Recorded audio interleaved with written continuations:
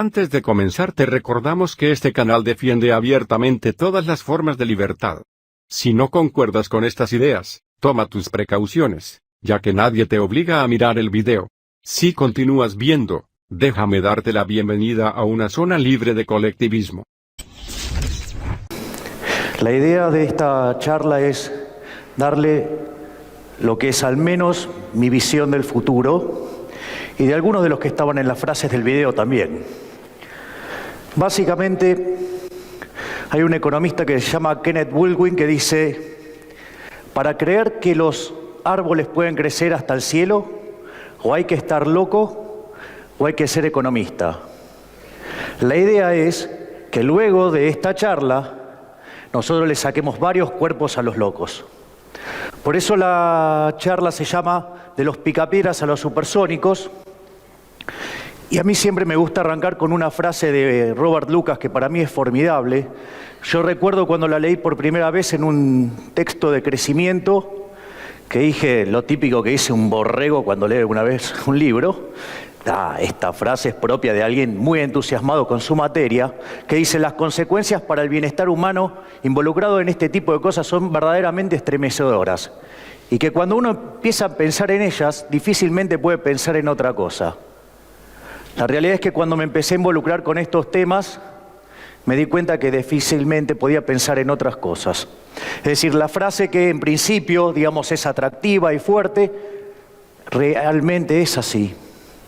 Entonces, lo que vamos a ver a lo largo de esta presentación es estudiar los hechos estilizados del crecimiento, entender cómo se está acelerando el crecimiento económico en el mundo, ¿sí? Una vez que terminemos de ver eso, vamos a pasar a ver las cuestiones de singularidad y después vamos a ver mis visiones más radicales sobre lo que es la singularidad. Entonces, para arrancar, digamos, vamos a empezar con una breve descripción de la historia del pensamiento económico en materia de crecimiento. El primero que lo vio esto fue Adam Smith. Para que den una idea, Adam Smith es a la economía lo que fue Gauss a la matemática. Alguien que se adelantó 200 años a su tiempo. De hecho, es tan así que recién después de 210 años los economistas pudimos descubrir la fortaleza de las ideas de Adam Smith. Adam Smith básicamente era un optimista fenomenal. Digo, es el tipo que la vio, es el tipo que la tuvo clara, es el tipo que se adelantó a los hechos. Básicamente, las ideas de Adam Smith pivotean sobre dos elementos. Una tiene que ver lo que es la fábrica de alfileres. El famoso ejemplo de la fábrica de alfileres, básicamente lo que describe es cómo una empresa va ganando economías de escala con la división del trabajo.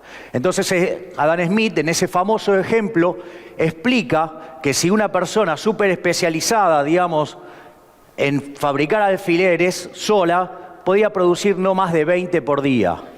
En cambio, cuando se dividía en 18 tareas, esa función, el resultado era que por cada operario se producían 5.000 alfileres.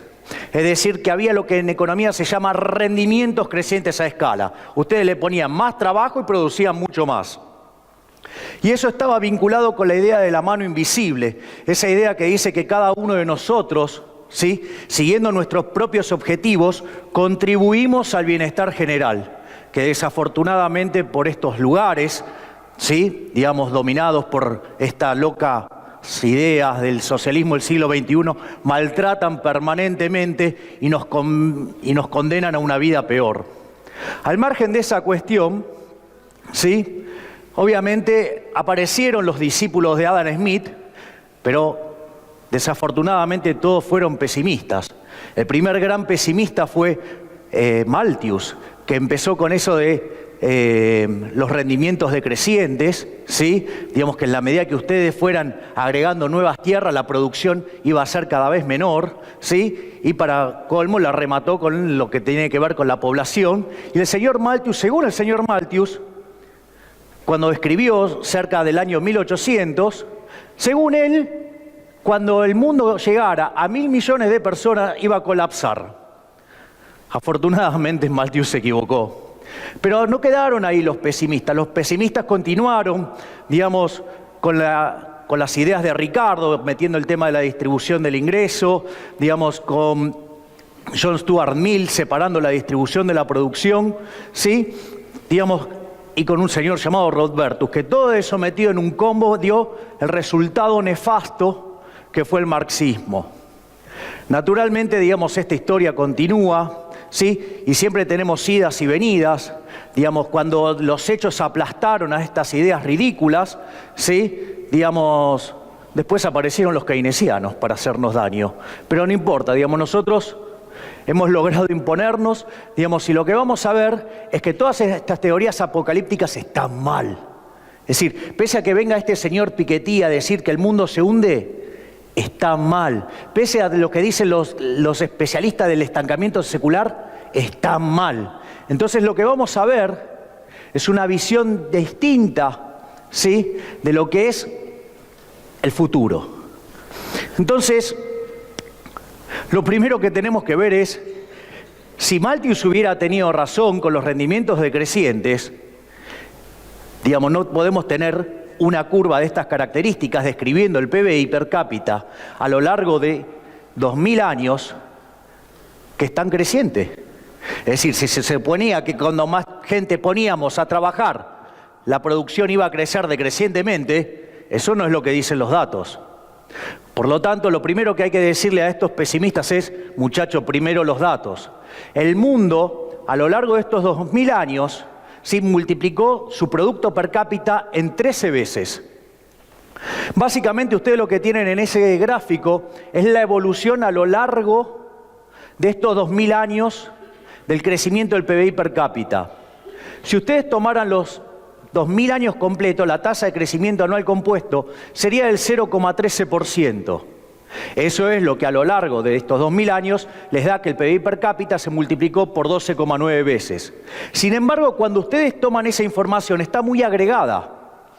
Entonces, lo interesante en todo esto es desagregar esta información. Entonces, lo que uno ve es que entre el año 0 y el 1800, la tasa de crecimiento del mundo fue 0,02%, o sea, casi no pasaba nada. Digamos, la vida era siempre muy parecida, siempre igual. Sin embargo, esto cambió radicalmente cuando llegó la Revolución Industrial y a lo largo del siglo XIX, la tasa de crecimiento se multiplicó por 33 veces, ¿sí?, al pasar al 0,65%. Luego de ello, ¿sí?, el mundo durante la primera parte del siglo XX volvió a acelerar el crecimiento y pasó a crecer al 1,06%. Durante la segunda mitad del siglo XX, el mundo nuevamente aceleró y pasó a crecer al 2,1%. Hoy, a pesar de todo esto que estamos viendo, de crisis y todos los problemas que puede haber en el mundo, ¿sí?, la tasa de crecimiento del PBI per cápita en el planeta es del 3%. Y la realidad es que esa tasa está subestimada porque no contempla de manera plena el progreso tecnológico. El progreso tecnológico estaría aportando 1,1 más de crecimiento. Es decir, que el mundo estaría creciendo en rigor al 4,1%. ¿Y eso qué significa? Miren, esto significa que si a lo largo de este siglo no aceleramos el crecimiento y mantenemos lo que tenemos, el PBI per cápita se estaría multiplicando por 60 veces. Es decir, que en un siglo estaríamos logrando 4,5 veces más que lo que hemos logrado a lo largo de 20 siglos.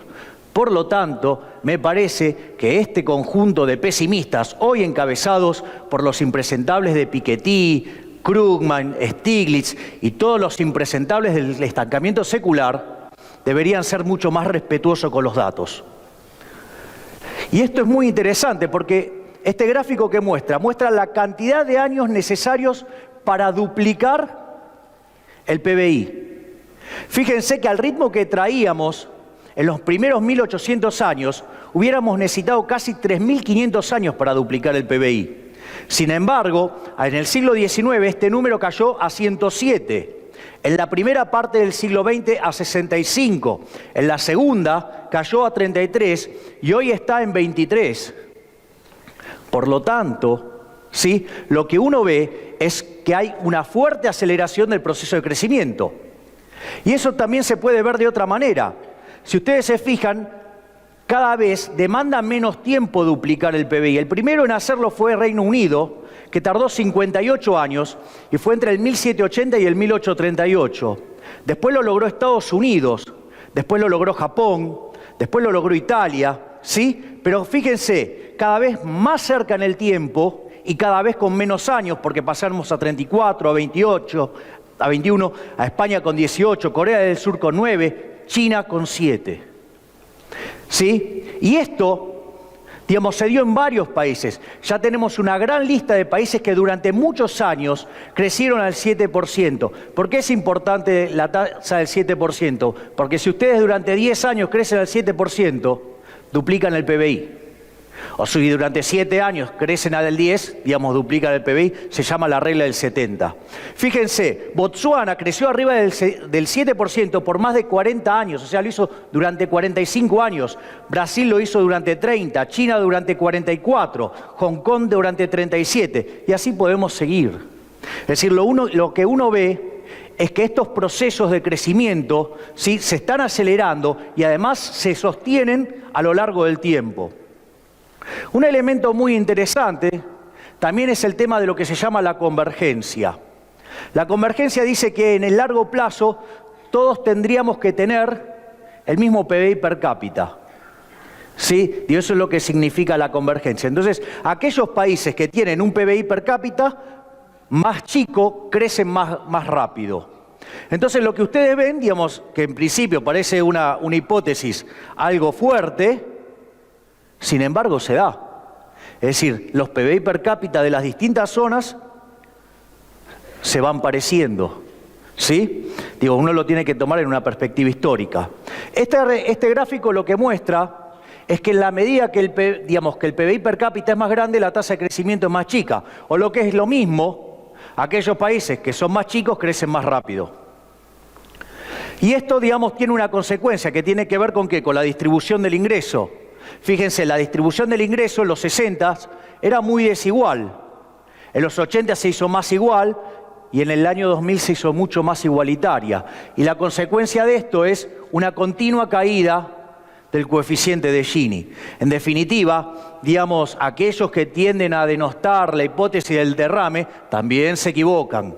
Y que cuando se quieren poner a jugar con la distribución del ingreso renegando del derrame, los datos le dicen que están equivocados. ¿Sí? Y esto es buenísimo. Digamos, ustedes deberían estar plenamente orgullosos de este gráfico. Este gráfico es el que destruye las paparruchadas que dijo Malthus. Es decir, Malthus dijo en el año cerca del 1800 que la población no podía crecer más que a 1.000 millones de personas. ¿Por qué? Porque nos íbamos a morir de hambre. Sin embargo, hoy en el planeta viven más de 7.000 millones de personas.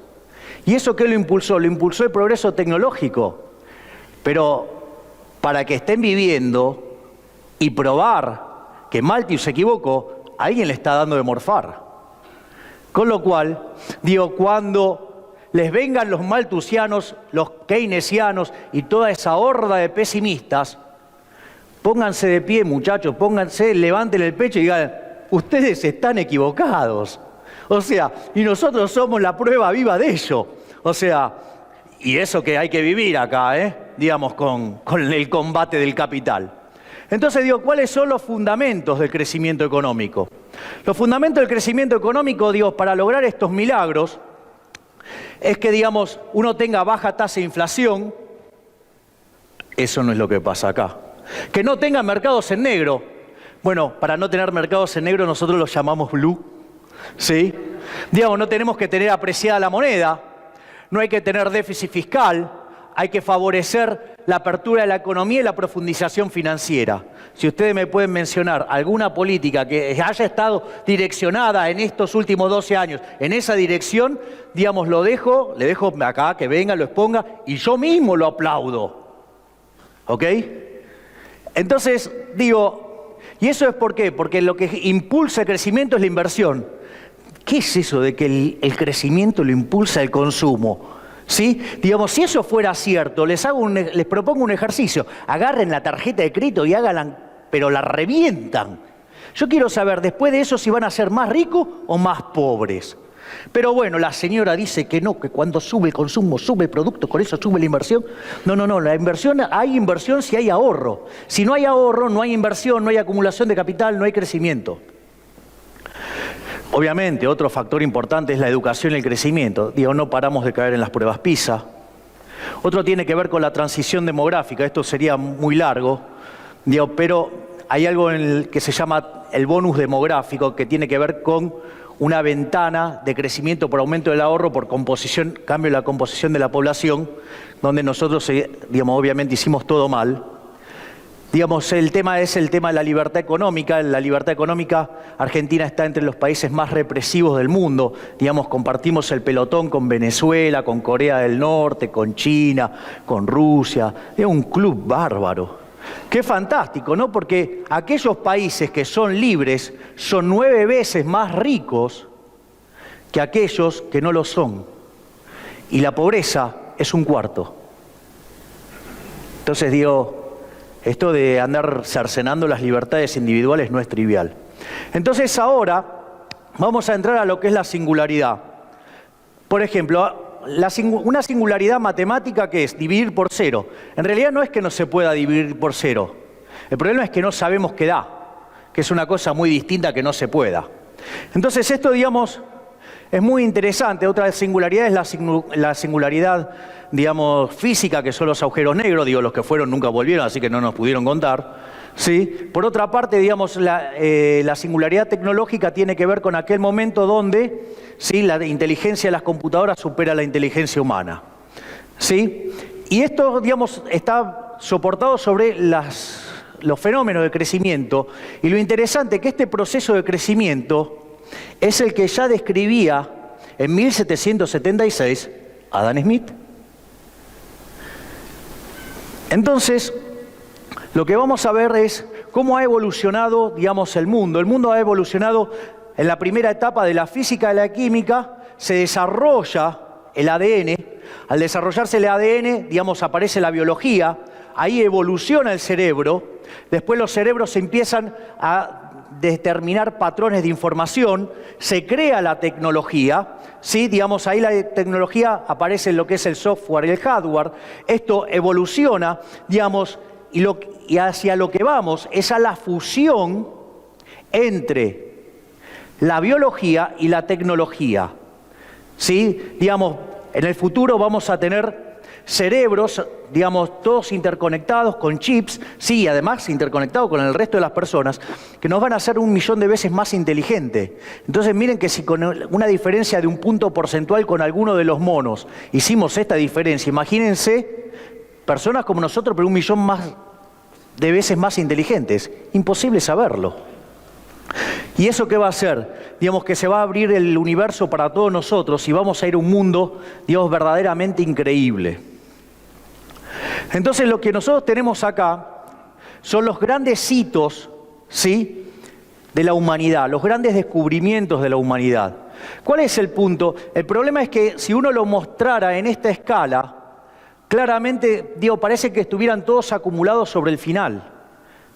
Entonces lo que básicamente este gráfico quiere mostrar es la aceleración que ha tenido el progreso tecnológico, o lo que llama, digo, Ray Kurzweil, la ley de los rendimientos acelerados. Fíjense que arrancamos de una escala de 10.000 millones de años, ¿sí? Pasamos a 1.000 millones, o sea, tenemos 9.000 millones, 900 millones, ¿sí? Así, 90 millones de años, así sucesivamente, y van apareciendo nuevos hitos. Esto quiere decir que aparece un nuevo hito, toma esa información, la mejora y pasa al próximo hito, pero en mucho menos tiempo, ¿sí? Digamos, y la lógica de esto, digo, supongan lo siguiente, que ustedes fueran al año 0. Digo, ¿no? Entonces ustedes llegan al año 0, presencian el nacimiento de nuestro Señor Jesucristo, digo, pasan algunas cosas extrañas, digo, en ese momento, porque cuando, digamos, ustedes están ahí, ¿sí? Digamos, y todos empiezan a murmurar sobre la Virgen María, sobre su virginidad, ustedes le dicen, che, pará, que de donde yo vengo, digamos, eso es posible. Y además hoy ya existe, el niño que es hijo de 3 padres. Ok. Digo, entonces, digamos, ustedes empiezan a pasear por la ciudad y quieren darle una dosis de optimismo. Entonces ustedes le cuentan, mire, dentro de 1000 años, ¿sí? O sea, dentro de 10 siglos va a aparecer la brújula. ¿Qué es lo que va a permitir la brújula? Va a ser el primer gran salto hacia la globalización. ¿Sí? 450 años más tarde vamos a descubrir la imprenta. ¿Y eso qué es lo que va a hacer? Va a generar una proliferación de conocimiento, va a dar una explosión de capital humano que 300 más años más tarde nos va a depositar, ¿dónde? En la revolución industrial. 150 años más tarde, ¿qué va a aparecer? Va a aparecer la luz eléctrica, va a aparecer el teléfono, va a aparecer, digamos, el cine, va a aparecer los autos, van a aparecer los trenes, van a aparecer los aviones, todo obviamente, digamos, acorde a sus épocas. ¿Sí? 50 años más tarde va a aparecer la computadora, vamos a llegar a la Luna.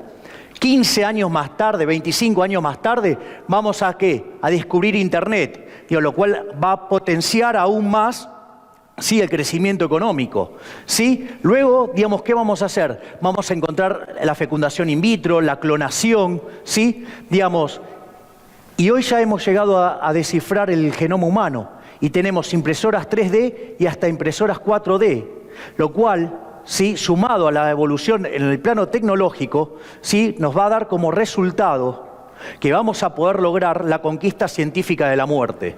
Es decir, nosotros vamos a ver la muerte de la muerte, donde la muerte en realidad va a ser un opcional.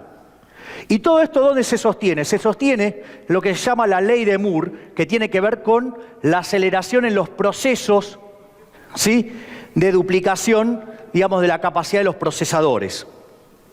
Sí, digamos, donde hoy, digamos, ya tenemos chips 3D, con lo cual, digamos, la ley de Moore tiene para rato largo. Eso deriva en una fuerte caída de costos y esto implica una aceleración en el poder de las computadoras, donde si ustedes toman cada una de estas tendencias, se van acelerando para alcanzar al ser humano. Entonces, cuando ustedes miran este gráfico, le dice que por lo menos se estaría por lograr cerca del año 2030. Bueno, les digo, ese gráfico ya es viejo. Hoy existe Tian 2, vive en China, ¿sí? Tiene, digamos, 1000 metros cuadrados, ¿sí? Y tiene la misma capacidad de procesamiento que un cerebro humano, ¿sí? Pero la diferencia es que mientras que el cerebro humano procesa a 200 metros por segundo, Tian lo hace a 300.000 kilómetros por segundo. Con lo cual, digamos, estamos prestos a que la tecnología alcance el cerebro humano. Se estima que en el año 2030 es el año temprano, el tardío es en el 2045, y para allá del año del 2060-2070, las computadoras alcanzarán toda la capacidad de toda la humanidad junta. Entonces ahora nos encontramos frente a la situación mucho más radical de pensar qué es lo que viene en términos de singularidad. Básicamente, hay una frase de Robert Solow, que a mí me parece absolutamente desafortunada, que se imaginarán que el señor Solow es keynesiano. Dice, las computadoras están en todos lados, menos en las cuentas nacionales. Y yo le diría, mira, lo primero que tendrías que hacer es chequear que tu modelo funcione, porque si tu modelo solamente explica el 15%, tenés un problema, Solow. Cuando ustedes empiezan a contemplar todos los elementos que hacen al progreso tecnológico y las mejoras de eficiencia, el mundo durante la última parte del siglo XX creció al 5,4%. Y si ustedes recuerdan que hay una subestimación de 1.1, el mundo estaría creciendo al 6,5. Si no aceleráramos, lo cual no parece factible, digamos, a la luz de los hechos, pero supongamos que nos estancamos en estas tasas, la tasa del crecimiento del mundo sería del 6,5. Y eso significaría multiplicar el PBI per cápita por 540 veces. ¿Está claro? Y es un número imponente. Una de las ventajas que tiene esto de los rendimientos crecientes es que todas las mejoras en el progreso tecnológico lo que deriva es que está cambiando continuamente lo que es el conjunto de insumos. O sea, una de las cosas que pasa es que no solo que cada vez que metemos insumos producimos más con esa cantidad de insumos, sino que ahora, además, estamos en condiciones, a partir de los desarrollos biotecnológicos, a reproducir el consumo de insumos. Si no, piensen lo siguiente: tomo una vaca, le saco 1 centímetro cuadrado de piel, voy para atrás y tengo 6,5 millones de células, o sea, tengo 6,5 millones de vacas para hacer. Con lo cual esto lo que hace es redefinir el conjunto de posibilidades de producción. Entonces, si yo además de tener rendimientos crecientes puedo multiplicar fenomenalmente el conjunto de dotaciones, ¿quién dijo que yo quería llegar con los árboles hasta el cielo? Ese es un objetivo muy poquito. Yo quiero tomar todo el universo. Y eso lo que abre es la posibilidad, digamos, de la última definición, digamos, de singularidad, que es la más radical de todas, que es con la que más me divierto, y que tiene que ver con las características del conjunto de producción. El conjunto de producción dice que ustedes producen X utilizando Y, ¿sí? O sea, producen Y utilizando X, o Y utilizando X, o X produciendo utilizando Y, pero digamos, o sea, ustedes no pueden revertir esos fenómenos, por eso solamente les va a quedar la línea azul, y la única forma de progreso tecnológico que tomamos, ¿sí?, es que suba la productividad del uso de X para producir más Y. Ahora, eso, digamos, es una trampa, porque es una trampa, digamos, de acotarme solamente a producir Y o a producir X, pero no de manera conjunta. Si yo produzco X e Y de manera conjunta, una de las cosas que va a pasar es que el conjunto de producción va a tener esta forma. Y si se produce se cumple una condición que se llama convexidad, ustedes lo que van a ver es que esa línea verde existe y que es posible la producción sin insumos. Porque fíjense, cuando producen Y, utilizan X, es el X negativo. Cuando producen X, tienen Y negativo, que es usar el insumo. Si ustedes caen donde tanto X e Y son positivos, lo que vamos a tener es la posibilidad de producción libre. Y el último gráfico es este, que tiene que ver con otro supuesto que hacemos los economistas, de que es imposible revertir una actividad, que ya vimos con la vaca que eso es posible. Entonces, voy a poder producir, a partir de haber tenido la producción de Y, utilizando X, puedo volver a tener X, o si produje Y utilizando Y, puedo volver a tener Y.